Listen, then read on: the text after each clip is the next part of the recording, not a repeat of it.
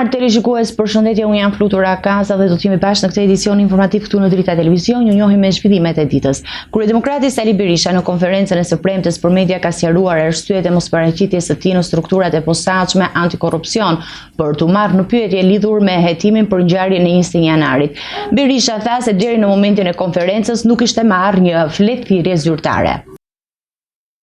Kryedemokrati Sali Berisha në konferencën e së premtes për media ka sqaruar arsyet e mosparaqitjes së tij në strukturën e posaçme antikorrupsion për të marrë në pyetje lidhur me hetimin për ngjarjen e 21 janarit. Berisha u shpreh se nuk kishte marrë dokumentin në adresën e tij dhe se nuk ishte informuar përmes emailit apo nga rojet e tij personale. Ai komentoi dhe reagimet e SPAK-u duke theksuar që sipas tij kjo strukturë është në shërbim të Partisë Socialiste.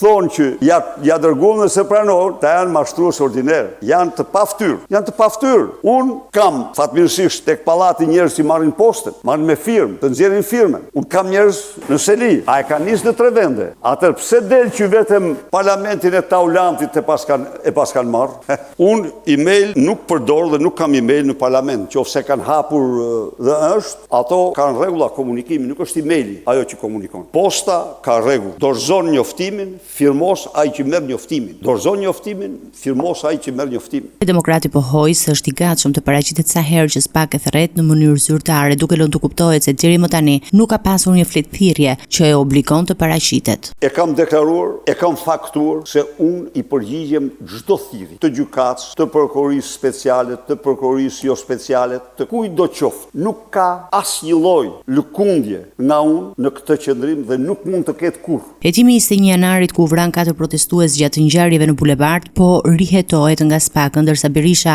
është thirrur si person që ka djenim mbi ngjarjen e asaj dite.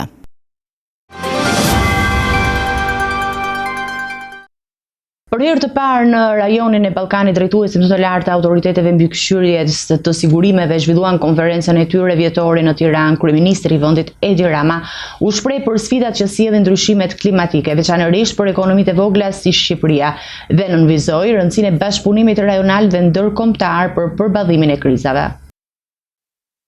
Drejtuesit më të lartë botror të autoriteteve mbikëqyrëse të sigurimeve zhvilluan për herë të parë konferencën e tyre vjetore në rajonin e Ballkanit, duke zgjidhur Tiranën për të mbajtur këtë aktivitet ndërkombëtar. Gjatë fjalës së tij, kryeministri Rama theksoi se pasojat e rrezikeve globale, përfshirë ndryshimet klimatike, janë më të forta për ekonomitë e vogla. Ai shtoi se shpesh mungon rezistenca financiare dhe mbulimi i nevojshëm i sigurimeve, çka i bën vendet si Shqipëria të ekspozuara ndaj krizave ekonomike dhe sociale. Duke mbledhur bashkë burime, duke harmonizuar politikat midis vendeve, ndërtojmë një përgjigje më të fortë ndaj krizave, një qasje mirë koordinuar ndaj ndarjes së riskut, sidomos përmes qeveridheve dhe partneriteteve me sigurimet, si politika për katastrofat kombëtare apo risigurimet të përqendruara në bujqësi, sjellin si rezultat zgjerimin e mbulimin, uljen e primeve dhe përshpejtojnë proceset e rimëkëmbjes. Rama u ndal edhe tek zgjidhjet e mundshme, duke theksuar rëndësinë e harmonizimit të politikave mes vendeve dhe partneritetit me sigurimet. Për ekonomitë më të vogla, pasojat e këtyre rreziqeve globale janë të amplifikuara, ndërkohë që përballen me të njëjtat kërcënime. Si vende më të mëdha, shpesh na mungon rezistenca financiare, forca institucionale dhe mbulimi i nevojave i sigurimeve që t'i përballojmë ato. Vitet e fundit na kanë treguar se sa shpejt mund të trazojnë krizat ekonomike tona, të ndikojnë vendet e punës, të sfidojnë shërbimet publike e të stresojnë komunitetet tona. Ai shtoi se politika të tilla mund të përqendrohen te sigurimet për katastrofat kombëtare, risigurimet bujqësore dhe mbulimi i pronës, duke ulur primet dhe përshpejtuar proceset e rimëkëmbjes pas krizës. Sipas shifrave zyrtare, vetëm 5.4% e banesave në Shqipëri janë të siguruara kundër katastrofave, kryesisht në Tiranë, ndërsa sigurimi i automjeteve është më i detyrueshëm dhe praktikisht i përhapur në të gjithë vendin. Ky tregues tregon se ndërgjegjësimi për mbrojtjen e pasurisë personale ndaj rreziqeve natyrore mbetet ende një sfidë për vendin.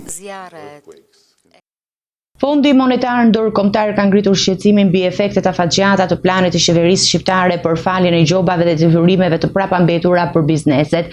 Gjatë prezantimit të konkluzioneve të misionit vjetor të vëzhgimit në Tiranë, përfaqësuesja e FMN-s tha se nisma ndonse synon lehtësimin e barrës fiskale, mund të cënojë disiplinën dhe drejtësinë në sistemin e taksave. Gjatë prezantimit të konkluzioneve vjetore mbi ecurinë e ekonomive shqiptare, shefja e misionit të FMN-s në Tiranë u shpreh se drafti i projektligjit për paqen fiskale përbën disa elementë që mund të cënojnë progresin e vendit në administrimin e tatimeve dhe të krijojnë rreziqe për përmbushjen e detyrimeve dhe drejtësinë. Kemi parë draftin e fundit të paketës së propozuar për paqen fiskale. Vërejmë se qeveria ka bërë përparim të konsiderueshëm gjatë viteve të fundit në forcimin e administrimit të ardhurave në përputhje me këshillat e FMN-s. Ne kemi frikë që disa prej elementeve të projekt propozimit mund të minojnë progresin e fundit të Shqipërisë në administrimin e tatimeve dhe të krijojnë disa riske për përmbushjen dhe për drejtësinë. Projekt ligji parashikon lehtësime të mëdha për biznesin, pasqyra financiare mund të korrigjohen, borxhet e krijuara deri me 31 dhjetor 2014 fshihen automatikisht, ndërsa borxhet nga 1 janari 2020 deri në fund të vitit 2024 mund të përfitojnë falje të gjobave dhe kamatave nëse paguhen brenda vitit 2026. Në total, këto lehtësime prekin rreth 2.1 miliard euro borxhe tatimore dhe doganore. Duke folur për rrecorinë e ekonomisë, ministri i financave Petrit Malaj deklaroi: "Ekonomia e vendit ton ka ruajtur trajektoren pozitive të zhvillimit në një konsum privat të rritur me 3.3% dhe investime totale në 4.1%. FMN-ja shikon një rritje reale të prodhimit të brendshëm bruto prej 3.5% në 2025 dhe 3.6% në 2026, e nxitur nga kërkesa e brendshme dhe sektori i fortë i turizmit. Megjithatë, Anke Weber nënvizoi sfidat e mbetura. Trysnia fiskale nga shpenzimet sociale dhe përmbrojtje mund të gryen hapësirat fiskale nëse nuk trajtohen. Rekomandojmë rritjen e të ardhurave tatimore, harmonizimin e shpenzimeve dhe avancimin e reformave në fushën e pronës.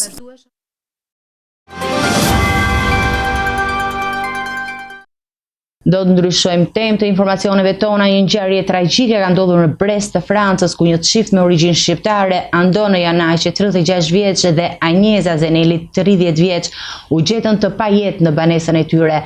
Ngjarja dyshohet si një vrasje suicid, ndërsa autoritetet franceze po hetojnë ndërkohë rrethanat e ngjarjes.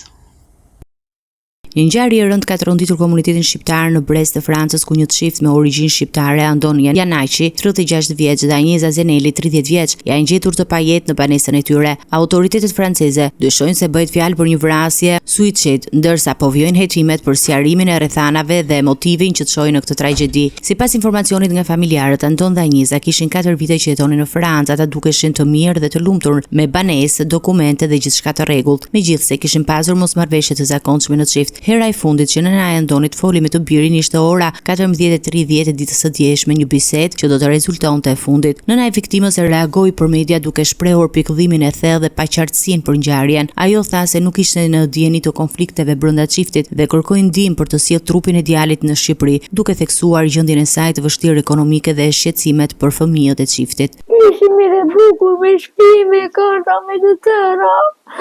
Nuk e di si janë. Kjo mos ma meshin të qiftit. Mas sot më jedi më thamë, me kryra këtu më të paura, të mami dish vlajta dhe të berni, dhe të besh pak e fort, të kaq më thamë. Unë dua të asim vlajnë këtu se s'kemi kushtet, të majnë vlajnë që përni vlajnë, të asim të mamaja nuk ka, rogu që mirë, lanë në borgjit, s'ka që bërë në vete ajo. Ka branga, ka borgjit, s'ka që dua. Nda vetë në vlajnë të asim këtu, s'do më gjithë tjetër. Policia franceze po vijon hetimet për të përcaktuar motivet dhe rrethanat e sakta që çuan në tragjedi, ndërsa komuniteti shqiptar në Brest mbetet i tronditur nga ngjarja. Nëna e Andonë Janaqit u shpreh për mediat se nuk ishte dieni për konfliktet në çift dhe kërkoi ndihmë për të sjellë trupin e djalit në Shqipëri. Forcat e Renea zhvilluan një operacion të gjerë në Nikël të Krujës, ku zbuluan një shtëpi të mbushur me armë, municione dhe lëndë shpërthyese në kuadër të hetimeve për vrasjen e Gilmando Danit 3 ditë më parë pranë rreth rrotullimit të Rinasit. Forca speciale Renea kanë zhvilluar gjatë natës një operacion të shtrirë në zonën e Niklës në Krujë, si pjesë e hetimeve për atentatin e ndodhur 3 ditë më parë pranë rreth rrotullimit të Rinasit, ku mbeti vrar Gilmando Dani dhe u plagosur rënd Mustafa Shaliani, i njohur gjithashtu me mbiemrin Sheqeri. Aksioni u koordinua me strukturat e policisë së Krujës dhe Tiranës. Gjatë kontrolleve në një banesë në fshatin Zall të Fushkrujës, policia gjeti një arsenal të plotë armësh dhe lëndësh të rrezikshme. Brenda shtëpisë u sekuestruan arma automatike, një mitraloz, granata, qindra municione të kalibrave të ndryshëm, kallëp, tritol, kapsola, detonator, si dhe lëndë plasëse të pajisura me celular për aktivizimin në distancë. Në total u gjetën edhe 6.000 fishek pajisje të ndryshme për modifikimin e armëve dhe 2.25 kg kanabis. Autoritetet kanë identifikuar si posedues të mundshëm të arsenalit shtetasin 48 vjeçar Ylli Zalla, i cili është shpadhur në kërkim. Policia po vijon operacionin për kapjen e tij dhe po hetohet për të zbardhur nëse ai ka lidhje me atentatin në Rinas. Sipas hetimeve të deritanishme, atentati ndodhi pak minuta pasi Gilman Dudani dhe Mustafa Shaliani dolën nga parkingu i aeroportit. Autorët që lëviznin me një automjet tip Toyota i shëlluan me breshëri Kallashnikovi duke lënë mbi 100 plumba në vendngjarje. Më pas, grupi u largua drejt fshatit Halil ku do gjej automjetin me qëllim humbjen e gjurmëve. Policia njofton se kontrollet janë shtrirë në disa zona të qarkut për të bërë të mundur identifikimin dhe kapjen e autorëve dhe zbardhjen e plotë të atentatit. 2 kushërinj, 31 dhe 34 vjeç janë arrestuar nga policia e Tiranës pasi dyshohet se furnizonin grupe dhe shtetas me kokainë për shpërndarje në zonat e Alliasit dhe Xhakut. Operacioni antidrog Hallka e parë u finalizua nga komisariati numër 4. Policia e Tiranës ka vënë pranga 2 shtetas kushërinj me styre 31 dhe 34 vjeç të dyshuar se furnizonin me kokainë grupe dhe shpërndarës në 2 zona të kryeqytetit në Adhias dhe tek Xhaku. Arrestimi i tyre u finalizua gjatë operacionit antidrog të koduar Hallka e parë, i zhvilluar nga Komisariati i Policisë numër 4 pas informacioneve të siguruara në rrugë operative. Sipas njoftimit zyrtar, 2 të rinj u konstatuan duke lëvizur me automjete që dyshohen se përdoreshin për transportin e lëndëve narkotike. Shërbimet e policisë ndoqën deri në vendin i quajtur Treshi, ku automjeti u ndalua dhe u nënshtrua kontrollit të imtësishëm. Gjatë kontrollit efektivët gjetën një mjet me 2 pako, megjithëse 2 kg me 285 gram lëndë dyshuar kokainë si dhe një pistolet lodër që dyshohet se përdorej për intimidim. Të arrestuarit po hetohen për veprën penale, prodhim dhe shitje narkotikëve. Ndërkohë policia njoftoi se hetimet vijojnë për identifikimin dhe nxjerrjen para përgjegjësisë të personave të tjerë të përfshirë në këtë rrjet furnizimi dhe shpërndarje të kokainës në kryeqytet.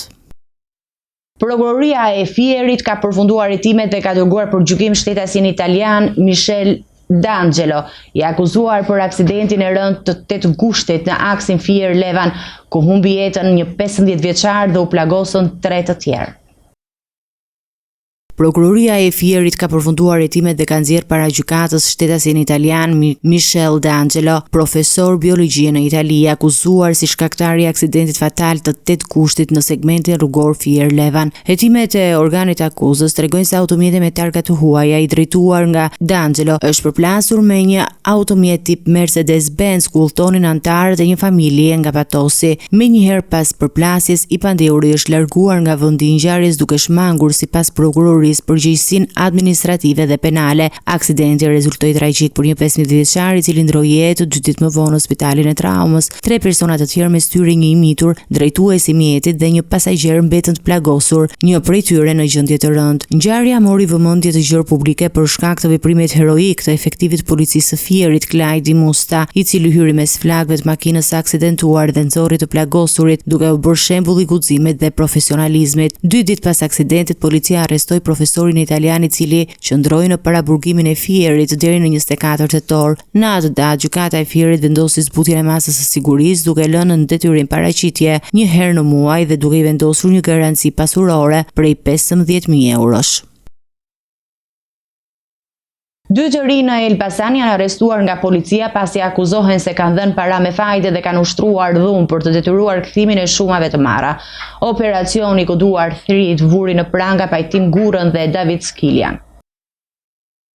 Policia e Elbasanit ka vënë pranga 2 të rinj si rezultati i operacionit të koduar Thrit, zhvilluar nga sektori për hetimin e krimit ndaj pasurisë në bashkëpunim me Komisariatin e Elbasanit. Të arrestuarit Pajtim Gura dhe David Skiljan akuzohen se gjatë 2 muajve të fundit kanë dhënë para me fajde dhe kanë përdorur dhunë për të detyruar shlyerjen e borxhit. Sipas hetimeve, 2 të rinjt kanë ushtruar dhunë fizike dhe kanë kanosur 2 qytetar babë birë me qëllim që t'i detyronin të paguanin shumën e parave të marra me fajde. Të 2 personat e arrestuar rezultojnë me precedent penal për vepra të mëparshme me styrje narkotika, mbajtje pa leje dhe krimet kundër personit. Gjatë operacionit, policia sekuestroi një automjet dhe 3 telefona celular të dyshuar si të përdorura në veprimtarinë kriminale, ndërkohë strukturat hetimore po vijojnë punën për dokumentimin e rasteve të tjera të fajdeve që mund të lidhen me këta persona. Materialet procedurale janë referuar prokurorisë së Elbasanit, ku do të arrestuarit do të përballen me akuza për veprat penale shtrëngim me anë të kanosjes ose dhunës për dhënien e pasurisë kryer në bashkëpunim dhe ushtrim pa licencë i veprimtarisë bankare.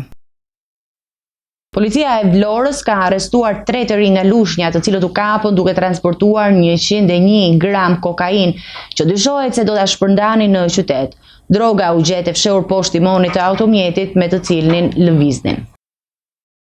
3 të rinj nga Lushnja kanë rënë në prangat e policisë së Vlorës gjatë një operacioni të zhvilluar nga seksioni për hetimin e narkotikëve në bashkëpunim me sektorin për mbështetjen operacionale të hetimit. Arrestimet u kryen në lagjën Kushtrimi ku efektivët ndaluan automjetin tip Volkswagen me cilën udhtonin të rinjt. Gjatë kontrollit të mjetit, policia zbuloi të fshehur poshtë timonit 101 gram lëndë të dyshuar narkotike të llojit kokain. Sipas hetimeve paraprake, droga dyshohet se ishte destinuar për të ushitur në qytetin e Vlorës. Në cilësinë e provës materiale u sekuestruan gjithashtu 4 aparate celulare si dhe automjeti që përdorin të rinj për transportin e lëndës narkotike. Materialet e mbledhura janë dërguar prokurorisë pranë gjykatës së shkallës së parë Vlorë për vimin e procedurës së mëtejshme ligjore. Të arrestuarit akuzohen për veprën penale, prodhim dhe shitje e narkotikëve kryer në bashkëpunim.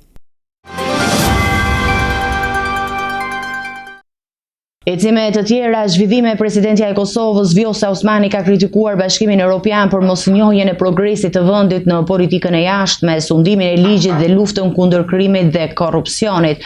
Osmani tha se rruga integruese e Kosovës mbetet e bllokuar pavarësisht përpjekjeve dhe përmbushjes së kritereve. Në një intervistë për mediat ndërkombëtare, presidentja e Kosovës Vjosa Osmani shprehu shqetësime për vonesën e Bashkimit Evropian në procesin integrues të vendit. Sipas saj, Kosova ka parafruar 100% të politikave të saj të jashtme dhe të sigurisë me Bashkimin Evropian dhe ka përparuar në reforma ekonomike dhe në studimin e ligjit, veçanërisht luftën kundër krimit të organizuar dhe korrupsionit. Osmani gjithashtu theksoi se Kosova nuk ka marrë pjesë në marrëveshje me vende si Rusia, Kina apo Irani, duke nënvizuar se procesi integrues i bazuar në merita i përmendur nga Bashkimi Evropian nuk reflektohet në praktik. Ajo shprehu shpresën që Gjermania të luajë rol vendimtar për avancimin e rrugës integruese të Kosovës. Duke komentuar mbi aplikimin e një statusi të vendit kandidat, presidentja Osmani tha se ai nuk është shqyrtuar ende dhe aktualisht ndodhet në sirtare të BE-s. Ajo kërkoi gjithashtu që të vlerësohet kapitali njerëzor i Kosovës, duke përmendur popullsinë vitale, shumëgjuhësinë dhe konkurrueshmërinë e lartë në sektorin e IT-s si një nga më të mirat në Europën juglindore.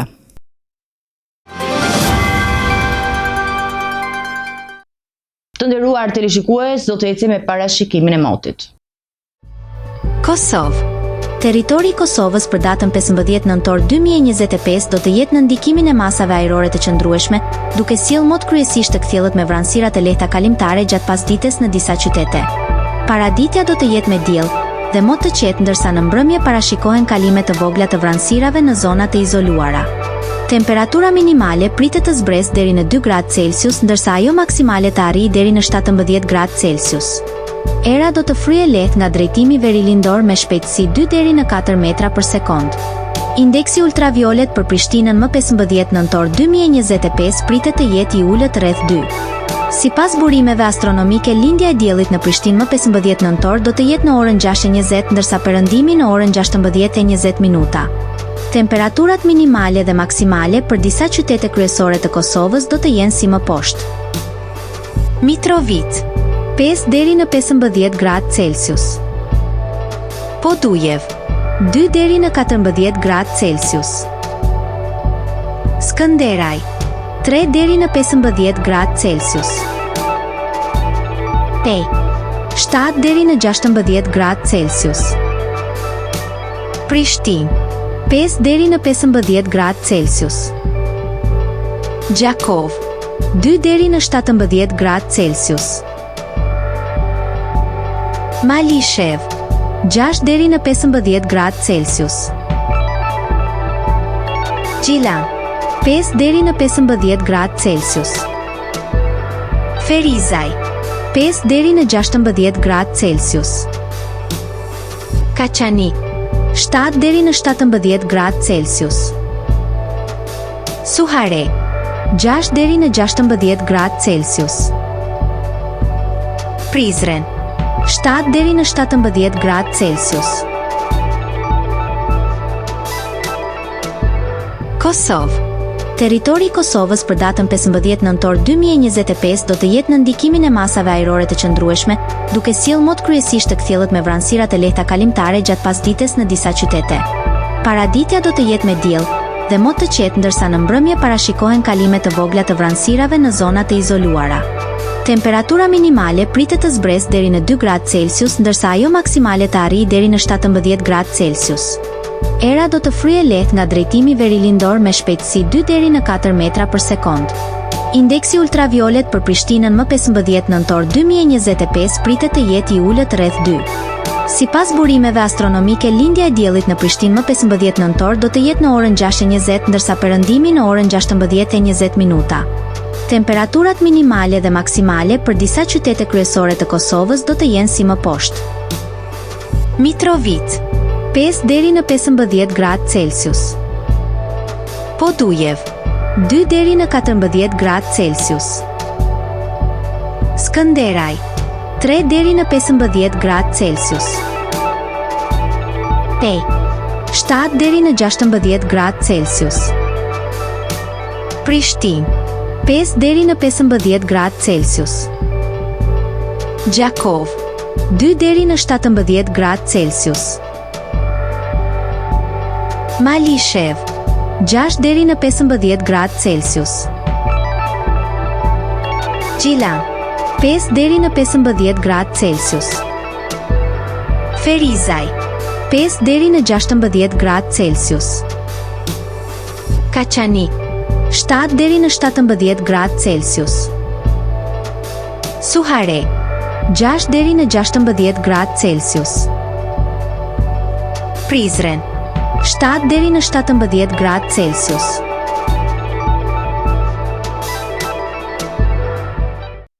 Ishte gjithçka e përgatitur në këtë edicion informativ. Ju faleminderit për vëmendjen tuaj. Për më shumë zhvillime dhe informacione, klikoni në faqen tonë zyrtare drita.tv. Mund të na ndiqni edhe në rrjetet sociale, Facebook, Instagram, YouTube, ku jemi me përditësime në çdo kohë. Vazhdoni të qëndroni në shoqërinë e programacionit Drita. Bashkë miru takofshim në edicionin e ardhshëm.